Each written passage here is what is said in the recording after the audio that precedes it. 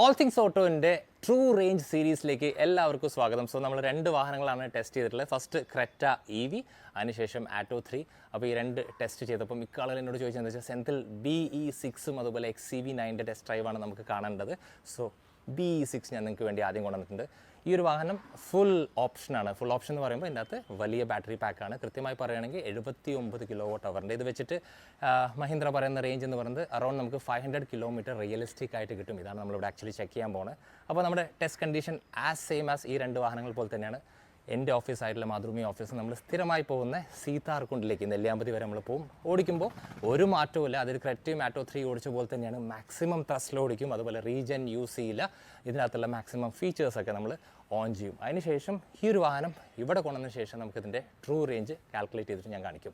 So ഈ ഒരു വാഹനത്തെ ഏറ്റവും വലിയ പ്രത്യേകത എനിക്ക് ഫീൽ എന്താ വെച്ചാൽ ഈ വാഹനത്തിന് നമുക്ക് ഈ ഒരു റിമോട്ട് വെച്ചിട്ട് ഫ്രണ്ടിലേക്കും ബാക്കിലേക്കും ആക്കാൻ പറ്റും. ഇപ്പോൾ ഞാൻ പാർക്ക് ചെയ്ത സ്ഥലം നോക്കുകയാണെങ്കിൽ എനിക്ക് അവിടെ നിന്ന് കയറാൻ സാധിക്കില്ല. സോ അതിനൊരു പ്രശ്നമില്ല, കാരണം ഈ വാഹനം ഞാൻ വിളിച്ചു കഴിഞ്ഞാൽ ഫ്രണ്ടിലേക്ക് വരും. ഭയങ്കര സിമ്പിളാണ്. റിമോട്ട് കീയിൽ ജസ്റ്റ് ഒന്ന് ഇതിനെ പ്രസ് ചെയ്ത് പിടിച്ചു കഴിഞ്ഞാൽ ഈ ഒരു കീയും അതുപോലെ ഈ വാഹനമായിട്ട് കമ്മ്യൂണിക്കേറ്റ് ചെയ്യും. അങ്ങനെ ഇതിൻ്റെ ORVMs ഓപ്പൺ ആവും. അതിനുശേഷം എനിക്കിതിനെ ഫ്രണ്ടിലേക്ക് കൊണ്ടുവരാം. ഞാൻ കാണിച്ചു തരാം. ജസ്റ്റ് ഞാനിങ്ങനെ അമർത്തി പിടിച്ചു കഴിഞ്ഞാൽ ഈ ഒരു BE6 ഫ്രണ്ടിലേക്ക് വരും. ശരിക്കും പറഞ്ഞു കഴിഞ്ഞാൽ ഇതൊരു ആനയും ഞാനൊരു പാപ്പാൻ്റെ ഫീലാണ് എനിക്കുള്ളത്. അപ്പോൾ കുറച്ചുകൂടി ഫ്രണ്ടിലേക്ക് കൊണ്ടുവന്നു വെച്ചാൽ എനിക്ക് സുഖമായിട്ട് കയറാൻ പറ്റും. യെസ്, ഇനി ബൈ ചാൻസ് ഞാൻ ഫ്രണ്ടിൽ പോയി കഴിഞ്ഞാൽ അത് നിൽക്കുകയും ചെയ്യും. കുറച്ചും കൂടി ഫ്രണ്ടിലേക്ക് കൊണ്ടുവരാം. സോ ഇവിടെ എത്തുമ്പോഴുള്ള ഗുണം എന്താ വെച്ചാൽ എനിക്ക് സുഖമായിട്ട് വണ്ടിനകത്ത് കയറാൻ സാധിക്കും. അപ്പോൾ ഞാനൊന്നും ചെയ്യുന്നില്ല, ജസ്റ്റ് ഒന്ന് അൺലോക്ക് ചെയ്യുന്നു, വാഹനത്തിനകത്ത് കയറുന്നു. BE6ൻ്റെ അകത്ത് 3 ഡ്രൈവ് മോഡ്സ് അവൈലബിൾ. ആക്ച്വലി വണ്ടി വാങ്ങുമ്പോൾ നമുക്ക് ഒരു ഓപ്ഷൻ കൂടി കിട്ടും. അപ്പോൾ ഫസ്റ്റ് റേഞ്ച്, രണ്ടാമത്തെ ഡ്രൈവ് മോഡ് എന്ന് പറയുന്നത് എവറിഡേ എന്നൊരു മോഡാണ്. അതിനുശേഷം റേസ്, ആക്ച്വലി ഇതാണ് സ്പോർട്ട് മോഡ്. അപ്പോൾ ഈ ഒരു വാഹനം ഞാൻ കംപ്ലീറ്റ്ലി സ്പോർട്ട് മോഡിൽ ഓടിക്കും. റീജൻ ഞാൻ കംപ്ലീറ്റ്ലി ഓഫ് ചെയ്തിട്ടുണ്ട്, സോ നോ റീജൻ. അതുമാത്രമല്ല ഈ വാഹനത്തിനകത്ത് AC, സീറ്റ് കൂളിംഗ് എല്ലാം ഓൺ ആയിരിക്കും. അതുമാത്രമല്ല ഈ വാഹനത്തിനകത്ത് 16 സ്പീക്കേഴ്സ് ഉണ്ട്. സോ അതിനകത്ത് മാക്സിമം പാട്ട് വെച്ച് പമ്പ് ചെയ്തിട്ടാണ് നമ്മൾ യാത്ര ചെയ്യാൻ പോകുന്നത്. ഓടിക്കുന്ന രീതിയിൽ ഒരു മാറ്റവും ഇല്ല. മാക്സിമം ഞാൻ പുഷ് ചെയ്യും. അതിനുശേഷം ഞാൻ ഇവിടെ വന്നതിന് ശേഷം കൃത്യമായിട്ടുള്ളൊരു കണക്കാണ്. അപ്പോൾ നിങ്ങൾക്ക് കാണാൻ പറ്റും ഇതിൻ്റെ അകത്ത് 282 കാണിക്കുന്ന റേഞ്ച്, 99% ചാർജിൽ. അപ്പോൾ നിങ്ങൾക്ക് ഒരു ഡൗട്ട് ഉണ്ടാവും, കാരണം ഈ വാഹനം 500 പറയുമ്പോൾ ഏകദേശം ഒരു 350 അല്ലെങ്കിൽ 400 കാണിക്കേണ്ടേ. അതിൻ്റെ ബാക്കിൽ വലിയൊരു റീസൺ ഉണ്ട്, അതും കൂടി ഞാൻ പറഞ്ഞുതരാം.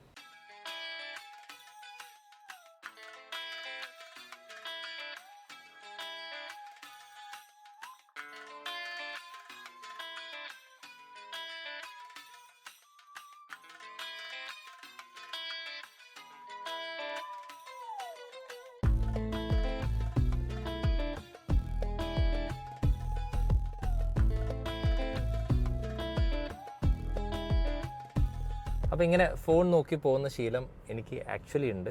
സംഭവം നല്ല ശീലമല്ലാന്ന് എനിക്കറിയാം. പക്ഷേ എന്നാലും ഇടയ്ക്കിടയ്ക്ക് ഇൻസ്റ്റാഗ്രാമിലെ നോട്ടിഫിക്കേഷനൊക്കെ നമ്മൾ ടെംപ്റ്റ് ചെയ്യിപ്പിക്കും. പക്ഷേ അതൊന്നും ഈ വാഹനത്തിൽ നടക്കില്ല. കാരണം അപ്പോൾ ഞാനൊന്ന് ജസ്റ്റ് ഒന്ന് ഫോൺ എടുത്തിട്ട് ഇൻസ്റ്റാഗ്രാം സ്റ്റോറി നോക്കിയപ്പോൾ തന്നെ എനിക്ക് സംഭവിച്ചത് എന്താ വെച്ചാൽ എൻ്റെ സ്റ്റിയറിംഗില്ലേ അത് ഷിവർ ചെയ്യാൻ തുടങ്ങി. അതായത് ഈ ഒരു ക്യാമറ എന്നെ ആക്ച്വലി വാച്ച് ചെയ്യുന്നുണ്ട്. അതായത് ഞാൻ മര്യാദയ്ക്ക് റോട്ടിൽ നോക്കി ഓടിച്ചാൽ മാത്രമേ ഉള്ളൂ ഇത് പ്രോപ്പറായിട്ട് പോകുള്ളൂ. അല്ലാതെ ഞാൻ ഫോൺ നോക്കി അല്ലെങ്കിൽ എൻ്റെ ഡിസ്ട്രാക്ഷൻ എവിടെയെങ്കിലൊക്കെ സംഭവിക്കുമെങ്കിൽ ഒന്നല്ല ഇത് നമ്മളെ ഓർമ്മിപ്പിക്കും ദാറ്റ് നിങ്ങളുടെ കോൺസെൻട്രേഷൻ പ്രോപ്പർ അല്ല. അതുമാത്രമല്ല ഇവിടെ എഴുതി കാണിക്കുകയും ചെയ്യും.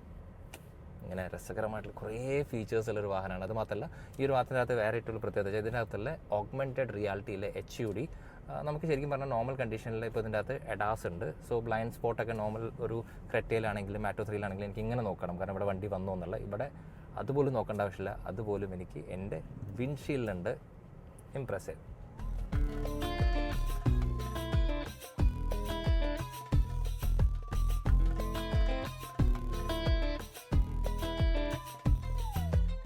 അങ്ങനെ മണ്ണൂത്തി ഹൈവേയിലെത്തി. ഇവിടെയാണ് നമ്മൾ മാക്സിമം വണ്ടി പുഷ് ചെയ്യുക. സോ ഇതിൻ്റെ ലിമിറ്റ്സ് അനുസരിച്ച് ഞാൻ 100 കിലോമീറ്റർ സ്പീഡിലാണ് ഈ ഒരു വാഹനം ഓടിച്ചുകൊണ്ടിരിക്കുന്നത്. ഫ്രണ്ടിലൊരു വണ്ടി ഉണ്ടായിട്ടാണ് ഇപ്പോൾ സ്ലോ ആയത്. അത് മാറിക്കഴിഞ്ഞത് സ്പീഡ് കൂടും. സോ ഇവിടെ നമുക്ക് ടെസ്റ്റ് ചെയ്യാം ഈ വാഹനത്തിൻ്റെ അഡാപ്റ്റീവ് ക്രൂസ് കൺട്രോളും അതുപോലെ ലെയിൻ കീപ്പ് അസിസ്റ്റ് എങ്ങനെ വർക്ക് ചെയ്യുമെന്നുള്ളത്. ആക്ച്വലി ഞാൻ എപ്പോഴും പറയാറുണ്ട് ഹ്യുണ്ടായി അല്ലെങ്കിൽ ക്രെറ്റ വാഹനങ്ങളാണ് ഇത് ഏറ്റവും ഗംഭീരമായിട്ട് വർക്ക് ചെയ്യുക. ബാക്കിയുള്ള ബ്രാൻഡിൽ എനിക്ക് എത്രത്തോളം ഒരു വിശ്വാസമോ ധൈര്യമില്ല. പക്ഷേ ഇവിടെ ലെയിൻസ് പ്രോപ്പർലി മാർക്ക്ഡ് ആണ്. ഈ ഒരു വാഹനത്തിനെ നമുക്ക് ശരിക്കും പറഞ്ഞാൽ വിശ്വസിക്കാൻ പറ്റും. ആക്ച്വലി അത് ഫീൽ ചെയ്യാൻ പറ്റും. അത് മാത്രമല്ല HUD ഉണ്ടായിട്ട് എവിടെ കൈ വെക്കണം എന്നുള്ളത് അവിടെ നമുക്ക് കാണുമ്പോൾ ജസ്റ്റ് ഒന്ന് വെച്ച് കൊടുത്തു കഴിഞ്ഞാൽ പിന്നെ ബാക്കിയുള്ള കാര്യങ്ങളൊക്കെ ഇവൻ കൃത്യമായി നോക്കിക്കോളും. ഫ്രണ്ടിൽ നിന്ന് വണ്ടി മാറി. സോ നമ്മൾ വെച്ച ആ ഒരു ഡിസൈഡ് സ്പീഡിലാണ് വണ്ടി പോയിക്കൊണ്ടിരിക്കുന്നത്. ഭയങ്കര കംഫർട്ടബിളാണ്. കംഫർട്ടബിളിനെക്കാളും കൂടുതൽ എന്താ വെച്ചാൽ എനിക്ക് ഭയങ്കര ധൈര്യം ഫീൽ ചെയ്യുന്നുണ്ട്. കാരണം വണ്ടി കൃത്യമായിട്ട് അതെല്ലാം മാനേജ് ചെയ്ത് പോകുന്നുണ്ടെന്നുള്ളതാണ്. സോ അവിടെയും ഞാൻ ഇംപ്രസ്ഡ് ആണ്.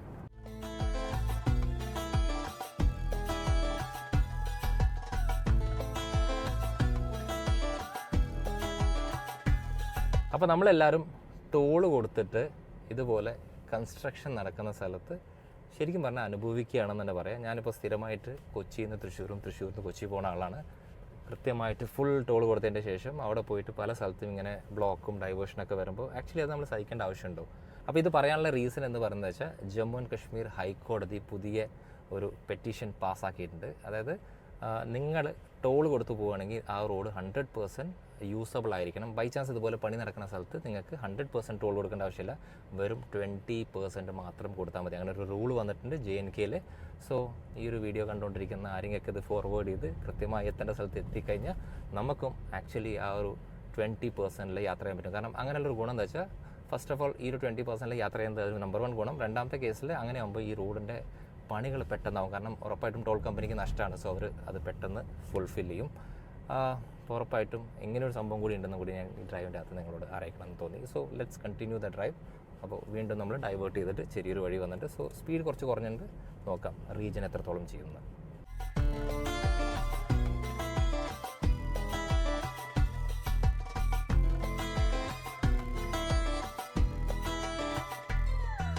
ലോഞ്ച് സമയത്ത് BE6E അന്നത് ആയിരുന്നു.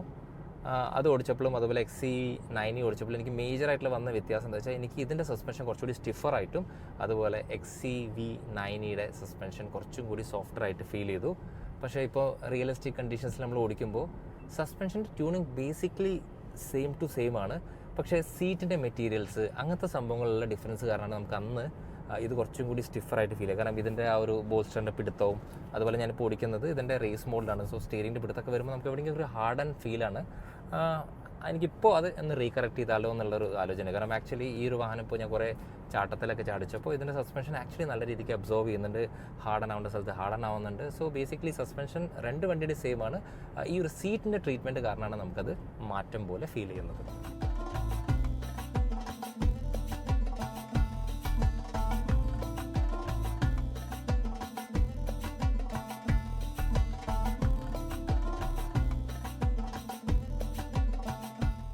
അപ്പോൾ പണി നടക്കുന്ന റോട്ടിലാണ് നമ്മൾ ഫുൾ കാശും കൊടുത്ത് പോകുന്നത്. നമ്മുടെ വിധി, വേറെന്ത് പറയാൻ. ഇപ്പോൾ കഴിഞ്ഞ ടോൾ ബൂത്ത് പന്നിയങ്കരയാണ്. അപ്പോൾ സർക്കാർ നിയമം അനുസരിച്ച് 2 ടോൾ ബൂത്തിൻ്റെ ഡിസ്റ്റൻസ് ഇൻ ബിറ്റ്വീൻ ഡിസ്റ്റൻസാണ് ഞാൻ പറയുന്നത്. അതൊരു 60 കിലോമീറ്റേഴ്സ് ആയിരിക്കണം. അപ്പോൾ ശരിക്കും പറഞ്ഞാൽ Panniyankara to Palekkara distance wise നോക്കുകയാണെങ്കിൽ ഒരു 30-35 കിലോമീറ്റേഴ്സിൽ ഉണ്ടാവുള്ളൂ. സോ അതും പ്രശ്നമല്ലേ.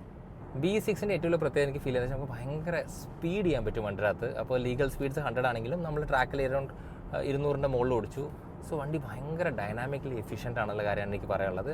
അപ്പോൾ NVH ലെവൽസ് നല്ല രീതിക്ക് സോർട്ട് ചെയ്തിട്ടുണ്ട്. പക്ഷേ ചില സമയത്ത് നമുക്ക് ഈ ഒരു ഭാഗത്തു നിന്ന് ആ ഒരു എയറിൻ്റെ ഫ്ലോ കിട്ടുന്നുണ്ടെന്ന് പറയാം. ബട്ട് ബാക്കി എല്ലാ കാര്യത്തിലും ഞാൻ ഭയങ്കര ഹാപ്പിയാണ് in terms of dynamics.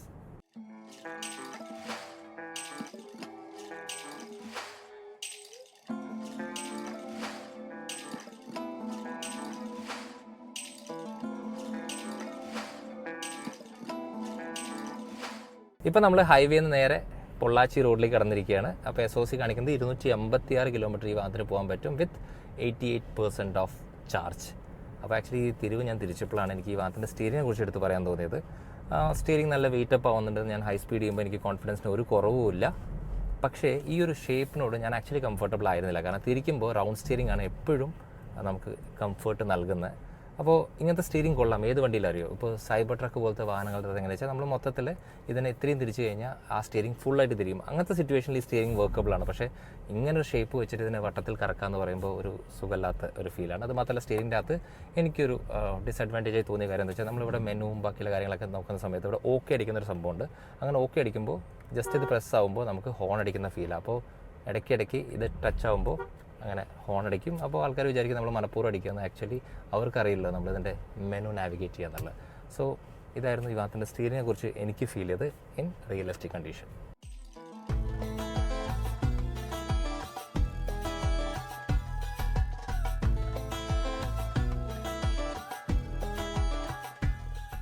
BE6യുടെ review കണ്ടവർക്കൊക്കെ മിക്കതും തോന്നുന്ന കാര്യം എന്താ വെച്ചാൽ, ഈ വാഹനം കുറച്ച് ഫാൻസി അല്ലേ എന്നാണ്. അതായത് പ്രത്യേകിച്ച് ഈ ഒരു മൂൺ റൂഫിൻ്റെ മുകളിൽ കുറേ LED സ്ട്രിപ്സും ബാക്കിയുള്ള കാര്യങ്ങളൊക്കെ ഉണ്ട്. അപ്പോൾ എനിക്കിവിടെ പറയാനുള്ളത് എന്താ വെച്ചാൽ, ഈ വാഹനം ഫാൻസിയെക്കാട്ടിലും കൂടുതൽ ഭയങ്കര ഉപകാരപ്രദമാണ്. റീസൺ ഞാൻ പറയാം.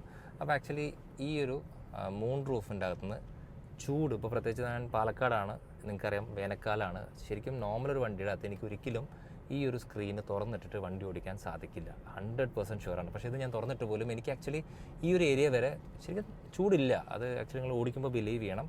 പിന്നെ അതുപോലെ തന്നെ വേറൊരു കാര്യം എന്താ വെച്ചാൽ ഈ ഭാഗത്തിനകത്ത് യൂസ് ചെയ്ത് ഗ്ലാസ്, ഞാൻ പറഞ്ഞത് NVH ലെവൽസ് കുറയ്ക്കാൻ വേണ്ടിയിട്ടാണ്. അപ്പോൾ ഇവിടെ ശരിക്കും പറഞ്ഞാൽ ഡബിൾ ലെയേർഡ് ആയിട്ടുള്ള ഗ്ലാസ്സാണ്. അപ്പോൾ ഞാൻ ഒന്നും കൂടി കാണിച്ചു തരാം. അപ്പോൾ ഈ ഒരു നോർമലി ഒരൊറ്റ ഗ്ലാസ് ആണെങ്കിൽ എൻ്റെ ഇടയ്ക്ക് ഒരു റബ്ബർ മെറ്റീരിയൽ പോലെ ഉണ്ട്. അതിന് ശേഷമാണ് വേറെ ഗ്ലാസ് വന്നത്. അപ്പോൾ ഇപ്പം നിങ്ങൾക്ക് ഞാനിപ്പോൾ തുറന്നിട്ട് വണ്ടി ഓടിക്കുമ്പോൾ ഈ ഒരു ശബ്ദം കേൾക്കുന്നത് ജസ്റ്റ് അടച്ചു കഴിഞ്ഞാൽ ആ ഒരു ആപ്പേ ഓട്ടോറിക്ഷ ആക്ച്വലി ക്യാൻസലായി, അതിലേക്ക് അതിൻ്റെ ശബ്ദം ക്യാൻസലായി. അപ്പോൾ NVH ലെവൽസും അതുപോലെ തന്നെ ഹീറ്റ് ഇൻസുലേഷനും ടോപ്പ് നോച്ചാണ്.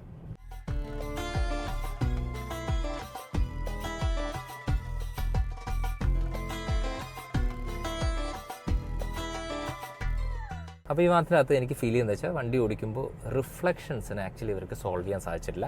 ഇപ്പോൾ എൻ്റെ ഫ്രണ്ട് വിൻഷീൽഡിനകത്ത് ഇതിൻ്റെ ഏറ്റവും പ്രത്യേകിച്ച് ഇതിൻ്റെ ഡാഷ്ബോർഡ് ഭയങ്കര വീതിയാണ്. അപ്പോൾ ഈ പറഞ്ഞ ആ ഒരു HUD ആണെങ്കിലും ഈ സ്പീക്കർ സെറ്റപ്പും ബാക്കി എല്ലാ സാധനവും നമുക്ക് നമ്മുടെ ആ ഒരു വിൻഷീൽഡ് റിഫ്ലക്റ്റ് ചെയ്യേണ്ടത്. അത് കാരണം വെച്ചാൽ കാഴ്ചയിൽ അത് ആക്ച്വലി ബാധിക്കുന്നുണ്ട്. അതിൻ്റെ കൂടെ തന്നെ എടുത്ത് പറയേണ്ട കേസ് എന്ന് വെച്ചാൽ ഈ ഭാഗത്തിൻ്റെ ഈ ഒരു ഇൻഫോർടൈൻമെൻ്റ് അകത്തും നമുക്ക് റിഫ്ലക്ഷൻസ്. ഇപ്പോൾ ഞാനൊരു ചുമ്മാ ഒരു ട്രെയിലർ കണ്ടു നോക്കി എംപുരാൻ്റെ. അപ്പോൾ ട്രെയിലർ കണ്ടപ്പോൾ ട്രെയിലർ കാണുന്ന ആൾക്കാരാണ് അകത്തുള്ള ആക്ടേഴ്സിനെക്കാട്ടിലും ക്ലിയർ ആയിട്ട് കാണുന്നത്. സോ റിഫ്ലക്ഷൻസ് കുറച്ചുകൂടി ശ്രദ്ധിക്കാറുണ്ട്. ഈവൻ നമ്മളതിൻ്റെ ബ്രൈറ്റ്നസ് കൂട്ടിയാൽ പോലും അതിൻ്റെ അകത്ത് നമുക്കൊരു ഇഷ്യൂസ് ഫീൽ ചെയ്യുന്നുണ്ട്. BE6ൻ്റെ BMS അല്ലെങ്കിൽ ബാറ്ററി മാനേജ്മെൻറ്റ് സിസ്റ്റം കുറച്ചും കൂടി പ്രോപ്പറായിട്ട് വർക്ക് ചെയ്യുന്ന പോലെ ഫീലാണ്. അത് മാത്രമല്ല ഗ്ലിച്ചേഴ്സ് കുറവുള്ളൊരു ഫീലാണ്.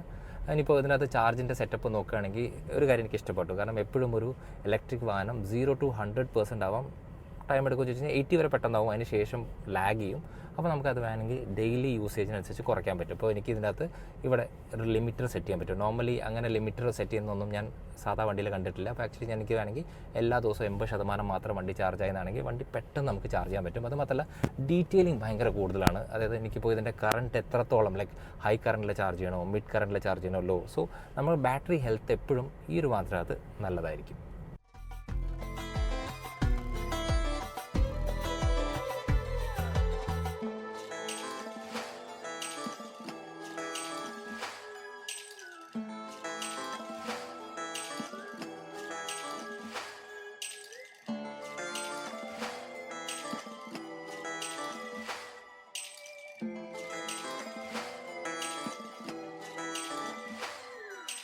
BE6 അതുപോലെ XEV90യുടെ ഏറ്റവും വലിയ പ്രത്യേകത വെച്ചാൽ one of the best auto പാർക്കുള്ള വാഹനമാണ്.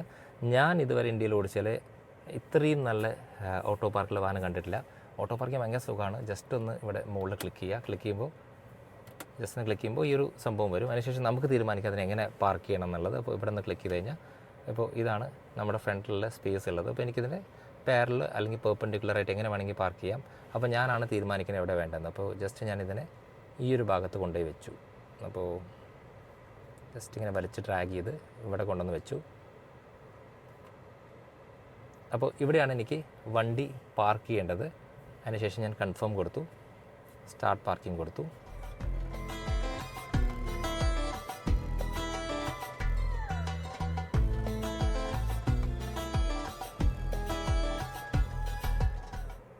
ഇപ്പോൾ ഈ ഒരു വാഹനത്തിൻ്റെ ഏറ്റവും വലിയ പ്രത്യേകത വെച്ചാൽ ഇതിൻ്റെ പാർക്കിംഗ് പ്രോപ്പറായിട്ടുള്ള പാർക്കിംഗ് ആണ്.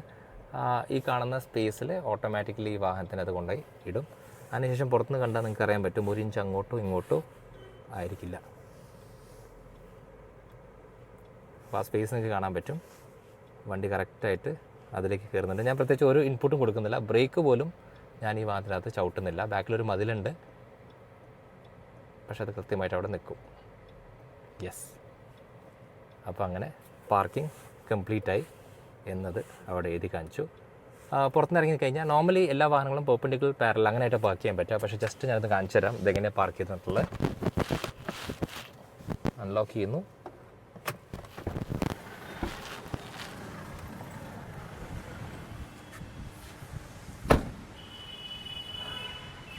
അപ്പോൾ നോർമലി ഒരു വാഹനം ഇങ്ങനെ പാർക്ക് ചെയ്യാൻ സാധിക്കില്ല.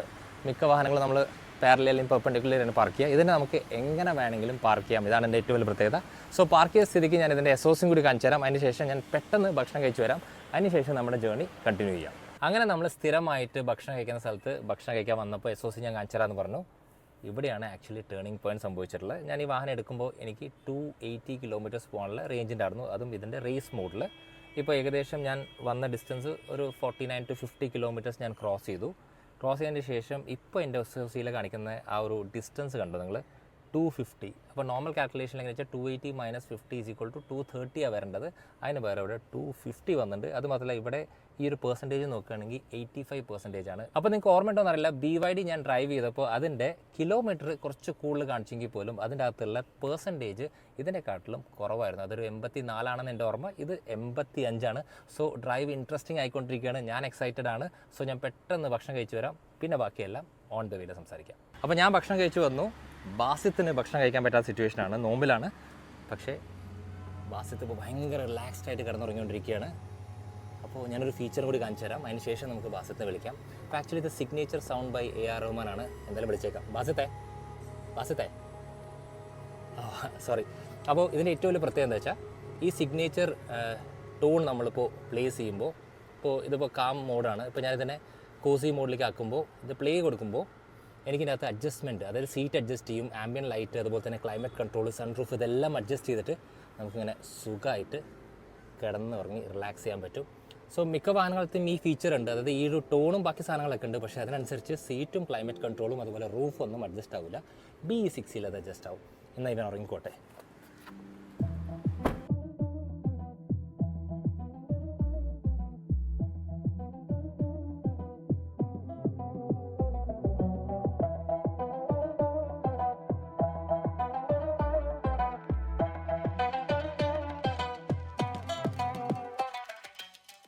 EV ഓടിക്കുന്ന മിക്ക ആളുകളും മിസ് ഔട്ട് ചെയ്യുന്നൊരു കാര്യം എന്താ വെച്ചാൽ, ഐസ് എഞ്ചിൻ്റെ ആ ഒരു ശബ്ദമില്ല EVയിൽ എന്നാണ്.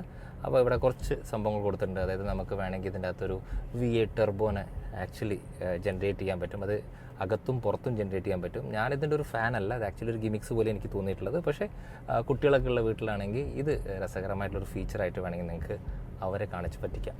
അപ്പോൾ BE ഓടിച്ചുകൊണ്ടിരിക്കുമ്പോൾ എനിക്ക് നോർമൽ ഒരു വലിയ ഹൈവേയിലൊന്നും പ്രശ്നം തോന്നിയില്ല. പക്ഷേ ഇതുപോലത്തെ ചെറിയ വഴികളിലെ ഈ ഒരു വണ്ടിക്ക് ഏകദേശം ആ ഒരു ബസ്സിൻ്റെ വലുപ്പം നമുക്ക് ഫീൽ ചെയ്യും. അപ്പോൾ ചെറിയ വഴിയിലൂടെ ഈ ഒരു വണ്ടീനെ കൊണ്ടുപോകാൻ ആക്ച്വലി ഈ ഒരു സൈസ് കാരണം ചെറിയൊരു ഇഷ്യൂ. അപ്പോൾ ഏകദേശം ഒരു കാണുമ്പോൾ നമുക്ക് ഒരു കാറിൻ്റെ ഒരു റെഗുലർ സൈസിനെക്കാട്ടിലും ഈ വാഹനത്തിന് വലുപ്പം കൂടുതലാണ്. അപ്പോഴാണ് എനിക്ക് ഇതിൻ്റെ അകത്തൊരു ഫീച്ചറിനെ കുറിച്ച് പറയാൻ തോന്നിയത്. അപ്പോൾ ബൈ ചാൻസ് നമ്മളൊരു ചെറിയൊരു ഈ വാഹനത്തിൻ്റെ വലുപ്പമുള്ള റോട്ടിൽ നമ്മൾ കയറി അങ്ങനെ നമ്മളിപ്പോൾ കുടുങ്ങിക്കഴിഞ്ഞാൽ ഈ ഒരു വണ്ടിയെ തിരിക്കാൻ കുറച്ച് ബുദ്ധിമുട്ടാണ്, കാരണം അത്രയും വലിയ സൈസ് ഉണ്ടായിട്ട്. ആ ഒരു സിറ്റുവേഷനിൽ ഇതിൻ്റെ അകത്തൊരു ഫീച്ചർ ഉണ്ട്, അതായത് നമുക്ക് ഈ വാഹനത്തിനെ 40 മീറ്റർ വരെ കയറിപ്പോയ വഴി കൂടി തന്നെ റിവേഴ്സ് എടുക്കാൻ സാധിക്കും. സോ ദാറ്റ് അങ്ങനെ ഒരു ഫീച്ചർ ഉണ്ട്. സോ ഓബിയസ്ലി ഇതിൻ്റെ സൈസിനെ കോമ്പൻസേറ്റ് ചെയ്യാൻ വേണ്ടി അത് ഹെൽപ്പ് ഔട്ട് ചെയ്യും.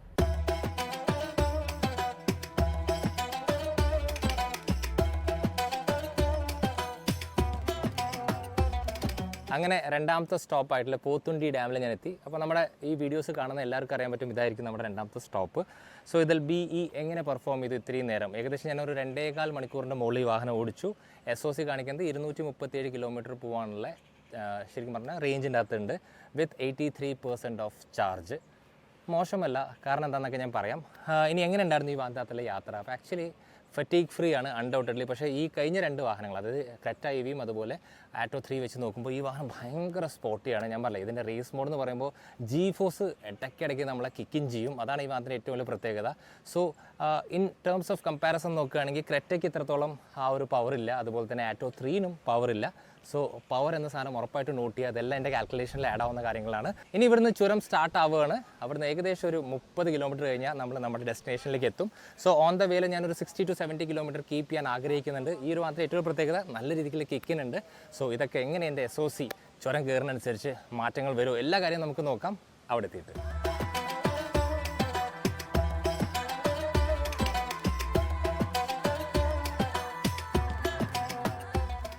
എപ്പോഴും ഒരു EV എടുക്കാൻ പോകുമ്പോൾ ഈ കാര്യം ഉറപ്പായിട്ടും നിങ്ങൾ EVയിൽ ചെക്ക് ചെയ്യണം. അതെന്താണെന്നല്ലേ, അതിന് മുമ്പ് ഞാൻ പറയാം, ആറ്റോ 3 അത് അടിപൊളിയായിട്ട് വർക്ക് ചെയ്തു, ക്രെറ്റ EVയുടെ അടിപൊളിയായി വർക്ക് ചെയ്തു. സോ നമ്മളിത് BE6 ചെക്ക് ചെയ്യാൻ പോകണം. ഞാൻ വണ്ടി ഓടിച്ചുകൊണ്ടിരിക്കുകയാണ്, വണ്ടി ഡ്രൈവിലാണ്. ഞാൻ പെട്ടെന്ന് വണ്ടി സ്ലോ ചെയ്തു, എന്നിട്ട് ന്യൂട്രലിട്ടു. ഞാൻ ന്യൂട്രലിട്ടപ്പോൾ തന്നെ കൃത്യമായിട്ട് ന്യൂട്രൽ വീണു. എൻ്റെ അടുത്ത പുഷിലത് റിവേഴ്സിൽ വീണു, കറക്റ്റായിട്ട് റിവേഴ്സ് ക്യാം എല്ലാം. അത് ലാഗ് എന്ന സാധനം ഈ വാഹനത്തില്ല. ഞാൻ ആക്ച്വലി മഹീന്ദ്ര എഞ്ചിനീയറിംഗിൽ ഇത്രത്തോളം ഫാസ്റ്റായിട്ടുള്ളത് മാറുമെന്ന് ഞാൻ പ്രതീക്ഷിച്ചില്ല. കാരണം ആറ്റോ 3 അതുപോലെ ക്രെറ്റയൊക്കെ പ്രൂവനാണ്. സോ സെയിം സ്കെയിലിലാണ് ഇതിൻ്റെ ഡെവലപ്മെൻറ്റ് വന്നിട്ടുള്ളത്. Hats off to Mahindra.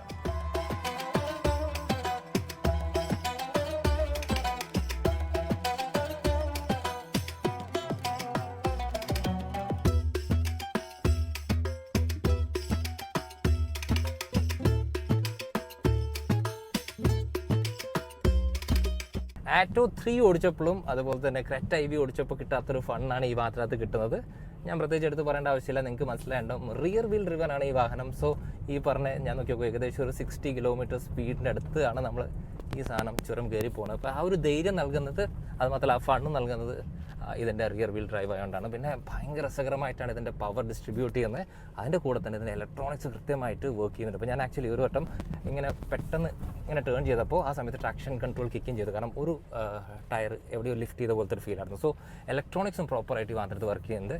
അതുപോലെ SOC നോക്കുകയാണെങ്കിൽ ഇപ്പോൾ ഏകദേശം 79% ആണ്. ഇത് വെച്ചിട്ട് 228 കിലോമീറ്റർ പോകാൻ പറ്റും. സോ ഇനി അങ്ങോട്ടുള്ള 28 കിലോമീറ്റേഴ്സ് നമ്മൾ ഇതിനെ പുഷ് ചെയ്യുകയാണ്.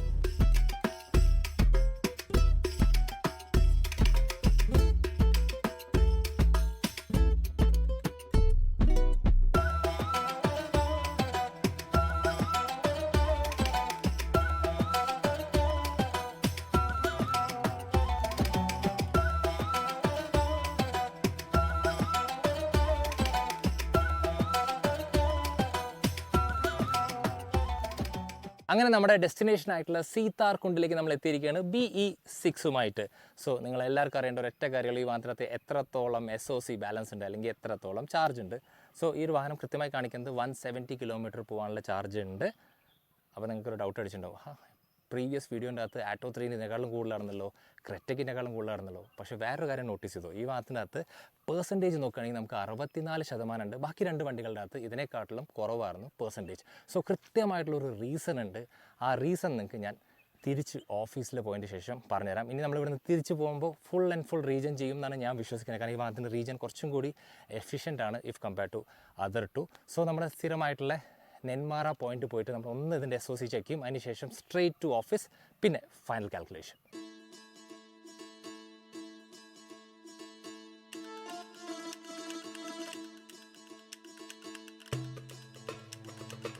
അപ്പോൾ നമ്മൾ തിരിച്ച് ഓഫീസിലേക്ക് പോവുകയാണ്. എന്നിട്ട് പോണ വഴിക്ക് നെന്മാറയിലെ SOC സ്ഥിരം നോക്കണ പോലെ നോക്കും. ഒരൊറ്റ കാര്യം പറയാനുണ്ട്, 90 ഡിഗ്രി ഡോസാണ്, പക്ഷേ അടയ്ക്കണമെങ്കിൽ കുറച്ച് കഷ്ടപ്പാടാണ്.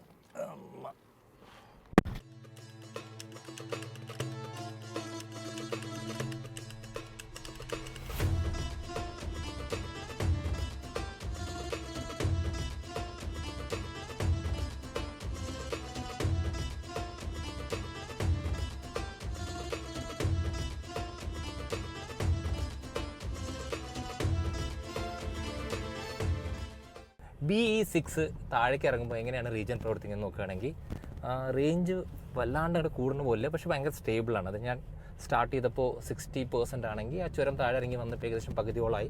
സ്റ്റിൽ അത് 60% മെയിൻറ്റെയിൻ ചെയ്യുന്നുണ്ട്.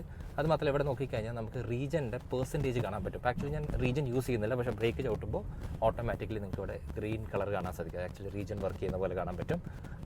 സോ വലിയൊരു മാർജിനറി വലിയ മാറ്റങ്ങൾ വന്നില്ല. കാരണം ഇതിന് മുമ്പ് ഓടിച്ച 2 വാഹനത്തിനകത്തും താഴേക്ക് ഇറങ്ങുമ്പോൾ പെർസെൻറ്റേജ് മാത്രമല്ല റേഞ്ചും കൃത്യമായിട്ട് കൂടിയിട്ടുണ്ടായിരുന്നു. അപ്പോൾ അത്ര ഒരു ഫിഗർ ചേഞ്ചസ് ഇല്ല.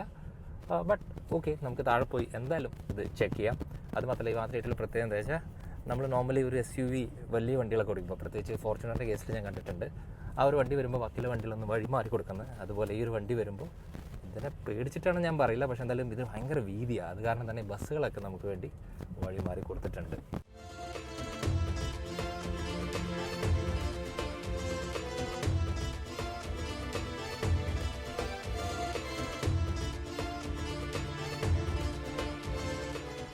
ചുരം താഴേക്ക് ഇറങ്ങി വരുമ്പോൾ ഉറപ്പായിട്ടും ഈ വാഹനത്തിൻ്റെ ബ്രേക്കിങ്ങിനെ കുറിച്ച് പറയണം. അപ്പോൾ 4 വീലിലും ഡിസ്ക് ബ്രേക്സ് ആണ്, ഭയങ്കര എഫിഷ്യൻ്റ് ആണ്.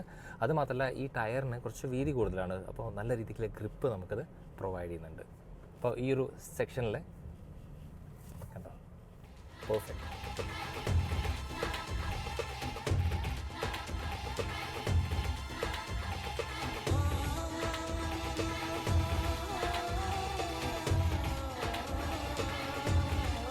BE6 അതുപോലെ XEV9 എന്നോട് ചോദിക്കുകയാണെങ്കിൽ ഏറ്റവും വലിയൊരു ഹൈലൈറ്റ് എന്ന് പറഞ്ഞ് മിക്ക ആൾക്കാർ എന്താണെന്ന് വെച്ചാൽ ഡിസൈനാണ്. യെസ്, ഞാൻ അഗ്രി ചെയ്യാം. അതുപോലെ തന്നെ ഭയങ്കര പവർഫുൾ ആയിട്ടുള്ള പവർ ട്രെയിൻ ആണ്. അതുപോലെ ഫീച്ചർ ലോഡഡ് ആണ്, ശരിക്കും ടെക് ലോഡഡ് എന്ന് നമുക്ക് പറയണം.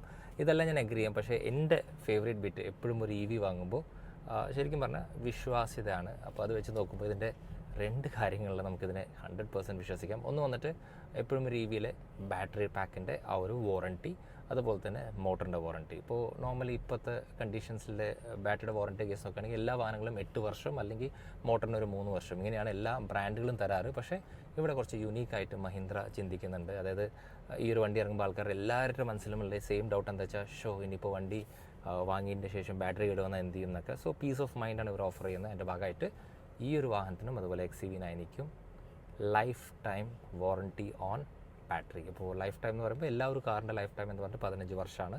സോ 15 വർഷം ബാറ്ററിയെക്കുറിച്ച് ചിന്തിക്കേണ്ട. അതുപോലെ തന്നെ മോട്ടറിന് 8 വർഷത്തെ വാറണ്ടിയാണ്. അപ്പോൾ ലോജിക്കലി ഞാൻ ചിന്തിച്ച് പോകുമ്പോൾ എനിക്ക് മനസ്സിലായി എന്താ വെച്ചാൽ, നിങ്ങളിപ്പോൾ ഏകദേശം ഈ വാഹനത്തിന് ഒരു 30 lakhs rupees പ്രൈസ് വരും. 30 lakhs കൊടുത്ത് വണ്ടി വാങ്ങിയിട്ട് നിങ്ങളിതിനെ മാക്സിമം യൂസ് ചെയ്ത് കഴിഞ്ഞാൽ എനിക്ക് തോന്നുന്നു ഒരു 7-8 വർഷം ആകുമ്പോഴേക്കും നിങ്ങൾക്ക് ഈ കൊടുത്ത പൈസ ലാഭത്തിൽ അവസാനിക്കും. ഇനി വേറെ ഡൗട്ട് ഉണ്ടാകും, ഇപ്പോൾ ബൈ ചാൻസ് ഇപ്പോൾ ഫ്ലീറ്റിൽ ഈ ഒരു വണ്ടി വാങ്ങാൻ പറ്റുമോ എന്നൊക്കെ വിചാരിക്കുന്ന ആൾക്കാരുണ്ടാകും. ഇപ്പോൾ ഞാനിപ്പോൾ വർക്ക് ചെയ്യുന്ന മാതൃഭൂമിയിലാണ്. അപ്പോൾ നമുക്ക് ഇഷ്ടംപോലെ ഫ്ലീറ്റ് ഉണ്ട്. സോ ഫ്ലീറ്റ് ബയേഴ്സിനും ഈ ഒരു സെയിം വാറണ്ടി മഹീന്ദ്ര കൊടുക്കുന്നുണ്ട്. സോ അതാണ് എൻ്റെ ഏറ്റവും വലിയ ഹൈലൈറ്റ്. അപ്പോൾ മിക്ക ബ്രാൻഡുകൾ എന്താ ചെയ്യുക വെച്ചാൽ അവർക്കറിയാം, അതായത് ഫ്ലീറ്റിൽ മാക്സിമം വണ്ടി ഓടും. സോ അവിടെ കൊടുത്താൽ നഷ്ടം സംഭവിക്കും. സോ അങ്ങനെയൊന്നുമില്ല.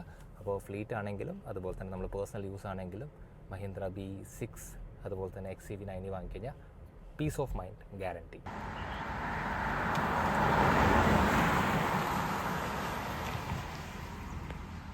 അപ്പോൾ നെന്മാറയിൽ നമ്മളൊന്ന് സ്റ്റോപ്പ് ചെയ്യാറുണ്ട് SOC ചെക്ക് ചെയ്യാൻ വേണ്ടി. സോ BE6ൻ്റെ SOC കാണിക്കുന്നത് 59% ഉണ്ട്. അത് വെച്ച് ഈ വാഹനത്തിന് 172 കിലോമീറ്റർ പോകാൻ സാധിക്കും റേസ് മോഡിൽ. ഏകദേശം 4.5 മണിക്കൂറിന് മുകളിൽ ഈ വണ്ടി ഓണിലാണ്, ഓഫ് തന്നെ ചെയ്തിട്ടില്ല. ഏകദേശം ഒരു 118 to 120 കിലോമീറ്റർ ഞാൻ യാത്ര ചെയ്തിട്ടുണ്ട്. അപ്പോൾ എനിക്ക് മനസ്സിലായി 172 ആണ് നിങ്ങളുടെ മനസ്സിൽ പതിഞ്ഞൊരു സംഭവം. അപ്പോൾ പെട്ടെന്ന് നമ്മൾ ഓഫീസിലേക്ക് ചെല്ലുന്നു, കാൽക്കുലേഷനിൽ ഈ ഒരു കാര്യം ഞാൻ ക്ലിയർ ആക്കുന്നു.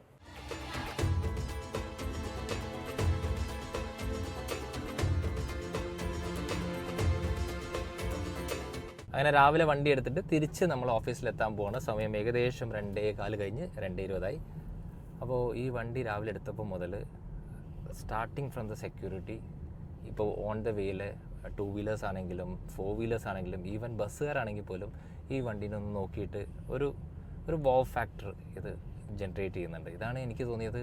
അതായത് ഇപ്പോൾ ശരിക്കും പറഞ്ഞാൽ വണ്ടി എവിടെയെങ്കിലും ഇട്ടിട്ട് പോയാലും, ഇപ്പോൾ ഭക്ഷണം കഴിക്കാനായിട്ട് പോയാലും ബാസ്യത്തിനോട് എല്ലാവരും വന്നിട്ട് വണ്ടി കൊള്ളാലോ, ഇതിനെക്കുറിച്ച് ഡീറ്റെയിൽസും സ്പെസിഫിക്കേഷൻ. കാരണം എനിക്ക് തോന്നുന്നു ഈ വണ്ടിയുടെ പ്രൈസ് ഒരു 30 lakhs ആണെങ്കിൽ എൻ്റെ അകത്ത് ഒരു 5 lakhs ഫോർ ദ അഡ്മിറേഷൻ നമുക്ക് ധൈര്യത്തോടെ കൊടുക്കാൻ സാധിക്കും. അപ്പോൾ 30 lakhs മാത്രമല്ല, ഒരു ഏകദേശം ഒരു 3-3.5 കോടി റോട്ട് കൂടി പോകുമ്പോൾ കിട്ടുന്ന ഒരു അഡ്മിറേഷൻ കൂടി ഈ വണ്ടി നൽകുന്നുണ്ട്.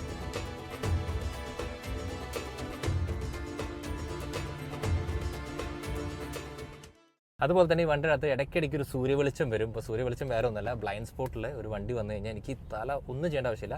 ഈ ഒരു ഓഗ്മെൻറ്റഡ് റിയാലിറ്റി അത് പെട്ടെന്നൊരു വര വരും. പക്ഷേ ഈ വണ്ടി ഓടിക്കുമ്പോൾ സൂക്ഷിക്കുന്ന കേസ് എന്ന് വെച്ചാൽ ഇതുപോലത്തെ ഗ്ലാസ് ഇട്ട് വണ്ടി ഓടിച്ചു കഴിഞ്ഞാൽ നമുക്കത് കാണില്ല. പോളറൈസ്ഡ് ആയിട്ടുള്ള ഗ്ലാസ് ആണെങ്കിൽ അത് കാണില്ല. സോ എപ്പോഴും റെക്കമെൻഡ് ചെയ്യുന്നത് വെച്ചാൽ BE6 അല്ലെങ്കിൽ 9 വാങ്ങുമ്പോൾ ഉറപ്പായിട്ട് നിങ്ങളുടെ Ray-Ban നിങ്ങൾ ഒഴിവാക്കേണ്ടി വരും. അപ്പോൾ ഈ ഒരു ബ്ലൈൻഡ് സ്പോട്ടിൻ്റെ കേസ് എടുത്ത് പറഞ്ഞ കൂടെ തന്നെ എൻ്റെ ഫേവറേറ്റ് ആയിട്ടുള്ള സാധനം ഇവിടെ എനിക്ക് പ്രൂവ് ചെയ്യാൻ പറ്റും. ദാറ്റ് ഏകദേശം ഒരു 2 കോടി വാഹനങ്ങളുടെ അകത്ത് കിട്ടാത്ത ഒരു സൗണ്ട് സിസ്റ്റവും ഇൻസുലേഷനും അതുപോലെ തന്നെ എക്കോസ്റ്റിക്സും ആണ് ഈ ഒരു വണ്ടിയിൽ നമുക്ക് കിട്ടുന്നത്. ആക്ച്വലി അവിടെ എനിക്ക് 10 out of 10 കൊടുത്തേ പറ്റൂ. സോ എന്നോട് ചോദിക്കുകയാണ് ഇന്ത്യയിൽ കിട്ടുന്ന വാഹനങ്ങൾ, അതായത് ഒരു 1.5 കോടി വാഹനങ്ങളുടെ അകത്ത് one of the best sound system ഏതെന്ന് ചോദിച്ചു കഴിഞ്ഞാൽ എനിക്ക് 100% പറയാൻ പറ്റും. അത് BE6ഉം അതുപോലെ 9 വരുന്ന ഹാർമൻ കാർഡോറിൻ്റെ AR റഹ്മാൻ ട്യൂൺ ചെയ്ത സൗണ്ട് സിസ്റ്റമാണ്. സോ ഈ ഒരു വാഹനം സൗണ്ട് സിസ്റ്റത്തിന് മാത്രം എടുത്താലും ലാഭമാണ്. ശരിക്കും പറഞ്ഞാൽ മ്യൂസിക് ഡയറക്ടേഴ്സും അതുപോലെ കമ്പോസേഴ്സിനൊക്കെ ഈ ഒരു വാഹനം അവരുടെ പാട്ട് ജഡ്ജ് ചെയ്യാൻ വേണ്ടിയിട്ട് വരെ എടുക്കാൻ പറ്റും. So highly recommendable.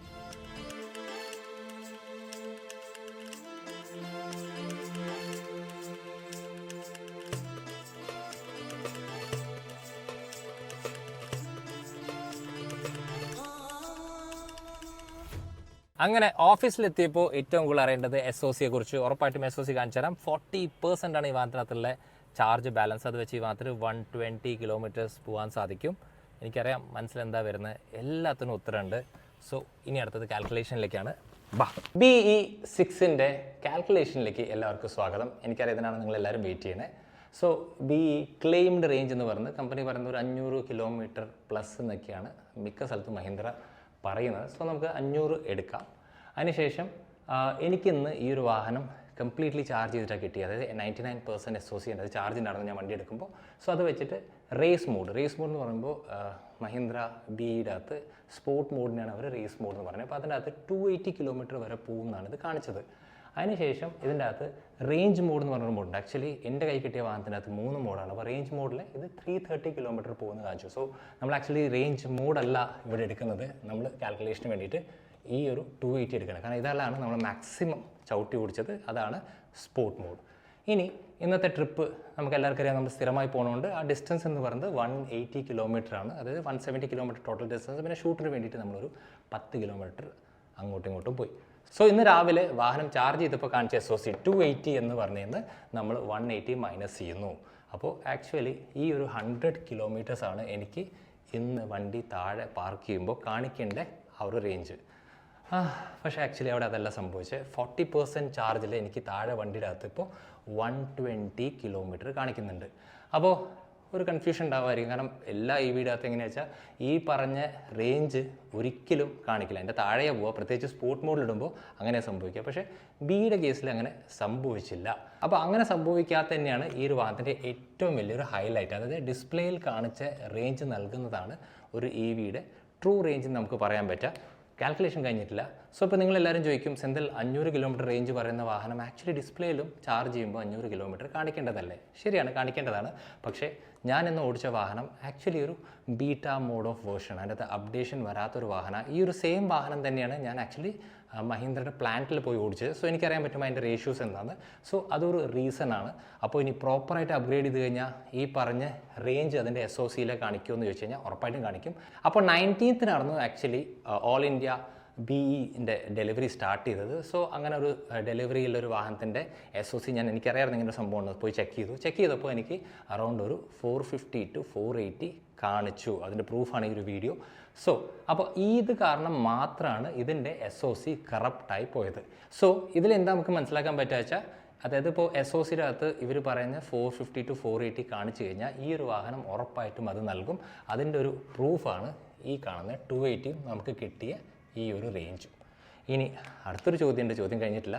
അപ്പോൾ എല്ലാവരും പറയുന്നത് വെച്ചാൽ 250 to 280 തന്നെയാണല്ലോ ആറ്റോ 3ൻ്റെ റേഞ്ച്. ആറ്റോ 3യിൽ യൂസ് ചെയ്ത് 60 കിലോവാട്ട്സിൻ്റെ ബാറ്ററിയായിരുന്നു, ഇതിനകത്ത് 80 കിലോവാട്ട്സിൻ്റെ ബാറ്ററിയാണ്, എന്നിട്ട് നമുക്ക് സെയിം കിട്ടി. സോ ആറ്റോ 3 എടുക്കുന്നതല്ലേ ബുദ്ധി. സോ അങ്ങനെ ചിന്തിക്കുമ്പോൾ ഉറപ്പായിട്ടും ഇതിനകത്ത് യൂസ് ചെയ്ത മോട്ടറിൻ്റെ കാര്യം കൂടി ചിന്തിക്കണം.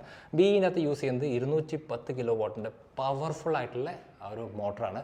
ആക്ച്വലി നമ്മൾ ഈ വാഹനം റേസ് മോഡിലിട്ട് ഓടിക്കുമ്പോൾ നമ്മൾ അതിന് തന്നെ ത്രസ്റ്റ് അന്ന് അപ്ലൈ ചെയ്യുമ്പോൾ, അല്ലെങ്കിൽ ഒരു ഫോഴ്സ് അപ്ലൈ ചെയ്യുമ്പോൾ തന്നെ നമ്മൾ വലിച്ചു പോകും. ആ ഒരു ഫീൽ ഒരിക്കലും ആറ്റോ 3യോ അല്ലെങ്കിൽ ഇനിയിപ്പോൾ ക്രെറ്റ EV ഓടിക്കുമ്പോൾ നമുക്ക് കിട്ടില്ല. കാരണം അതിൻ്റെ അകത്തൊക്കെ യൂസ് ചെയ്യുന്നത് ചെറിയൊരു ബാറ്ററി പാക്കാണ്. അപ്പോൾ ആറ്റോ 3ൻ്റെ അകത്ത് യൂസ് ചെയ്യുന്നത് 150 കിലോ വാട്ടിൻ്റെ അല്ലെങ്കിൽ ഏകദേശം ഹാഫ് ദ സൈസ് വരുന്ന ഒരു ബാറ്ററി പാക്കാണ് നമുക്ക് പറയാം. സോ അതുകൊണ്ട് തന്നെയാണ് നമുക്ക് ആ ഒരു പവർ ഫീൽ ചെയ്യാത്തത്. പിന്നെ നമുക്ക് എല്ലാവർക്കും അറിയുന്ന പോലെ more power means more battery drainage. അതുകൊണ്ട് 80 കിലോ വാട്ട് ആ ഒരു വലിയ ബാറ്ററി പാക്കിൽ നിന്ന് 210, അതായത് നമ്മൾ മാക്സിമം സ്പീഡിലാണ് ഓടിച്ചത്, ഈ റേസ് മോഡിൽ ഓടിച്ചത്. സോ മാക്സിമം ഇത് വലിച്ചെടുത്തു. അതുകൊണ്ടാണ് ടോട്ടൽ കാൽക്കുലേഷൻ നോക്കുമ്പോൾ ഇതിന് ഏകദേശം നമുക്ക് ആറ്റോ 3നെ സെയിം ആയിട്ട് വന്നത്.